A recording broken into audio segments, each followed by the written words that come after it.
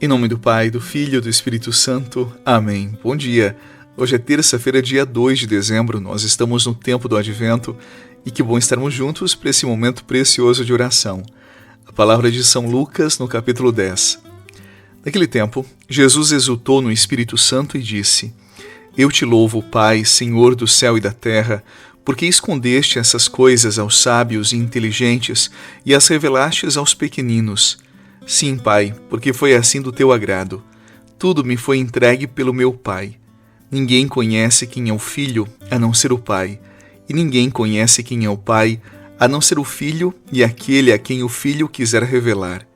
Jesus voltou-se para os discípulos e disse-lhes em particular: Felizes os olhos que veem o que vós vedes, pois eu vos digo que muitos profetas e reis quiseram ver o que estáis vendo e não puderam ver, quiseram ouvir o que estáis ouvindo e não puderam ouvir. Palavra da salvação. Glória a vós, Senhor.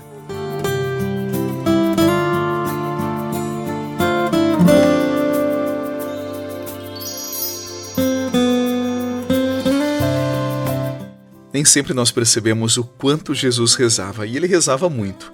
Você já pensou no que Jesus conversava com Deus? Porque oração é conversa. Eu confesso para você que muitas vezes eu fico imaginando como eram esses diálogos de Jesus com Deus. Curiosamente, o Evangelho de hoje ele nos deixa ouvir um desses diálogos íntimos entre os dois. Nessa oração, que como eu disse para você é uma conversa, Jesus agradece ao Pai porque a verdade do reino ela foi revelada aos pequeninos, aos humildes.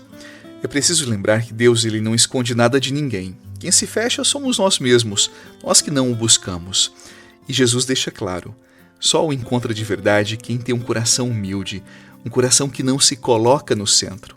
É nesse espaço interior, marcado pela simplicidade, pela verdade, que Deus se revela. E é justamente aqui que aparecem aqueles que Jesus chama de sábios entendidos. Gente que vive se afirmando, gente que depende o tempo todo de mostrar grandeza.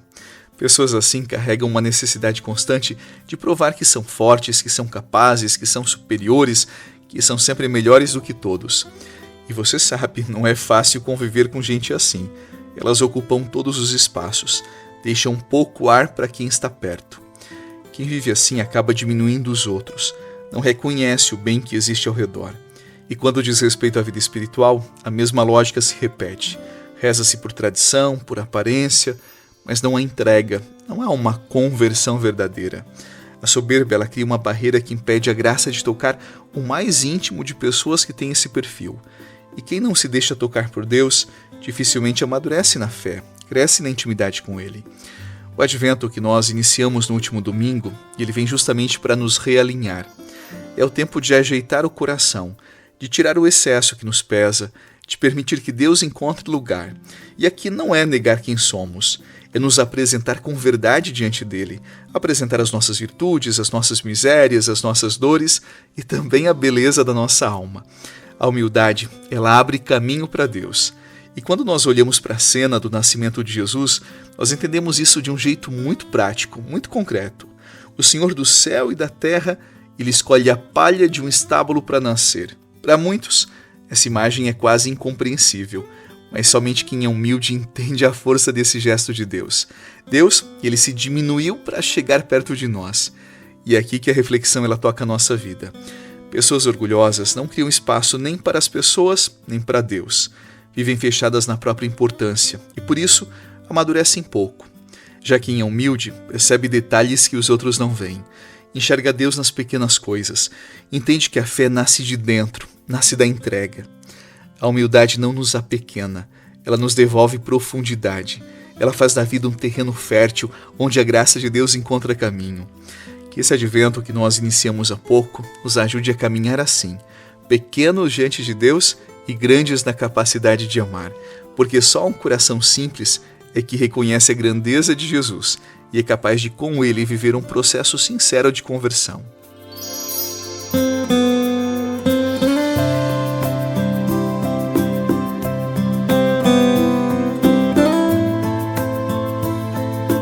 Há pessoas que passam a vida construindo uma versão de si mesmas tão rígida que não sobra espaço para ninguém entrar. vivem num estado de tensão silenciosa, sempre se medindo, sempre se comparando, sempre defendendo uma imagem que não conseguem sustentar. E o efeito disso é devastador. Relações rasas, afetos cansados, vínculos frágeis. Se você tem traços desse perfil, tome cuidado. A soberba até pode funcionar como uma armadura que protege, é verdade, mas ela também isola. Quem vive assim não percebe que o maior desgaste não vem dos outros, mas do esforço permanente de provar algo para si mesmo. É por isso que Jesus, no Evangelho de hoje, ele fala de um coração simples. Ele não gasta energia com aparências, não disputa, não compete. Um coração humilde, ele respira melhor, ele enxerga melhor, ele ama melhor. E talvez essa seja a grande virada do Evangelho. Parar de lutar contra a própria verdade, porque quando a alma deixa de atuar e simplesmente se assume na sua condição, nas suas misérias, mas também no seu desejo por Deus, Deus, o próprio Deus, ele finalmente encontra espaço para fazer crescer aquilo que estava sufocado naquela alma. E a vida reencontra profundidade, beleza, santidade, uma vida de autenticidade. Não se esqueça disso. Mais uma vez eu convido você para orar comigo. Senhor, nesse tempo santo do Advento, eu peço que Tu retires de mim o peso das defesas que já não fazem sentido. Desarma o meu coração, alivia o que é tensão, cura o que é orgulho e me dá coragem de viver com verdade, de ser quem eu sou diante de Ti, sem máscaras, sem medo, e que esse Advento abra dentro de mim um caminho novo, onde a Tua luz chegue e me transforme. E coloque em Tuas mãos, Senhor, esse dia, as minhas preocupações e o meu coração que busca santidade. Em nome do Pai, do Filho e do Espírito Santo. Amém. Eu lembro mais uma vez que para o ano de 2026 eu escrevi o Diário de Fé, que é um devocional católico para todos os dias do ano de 2026. Vem com a indicação do Evangelho, uma reflexão exclusiva para o Diário de Fé, uma oração pessoal para você conversar com Deus, tal como Jesus, um propósito para cada dia do ano e também um pensamento inspirador para você iniciar bem a sua jornada. E claro, um pequeno espaço para você escrever sobre a sua intimidade com Deus. E escrevi também um segundo livro, que é A Mesa com Deus. É um livro que você pode usar todo o tempo, todos os anos, para as refeições.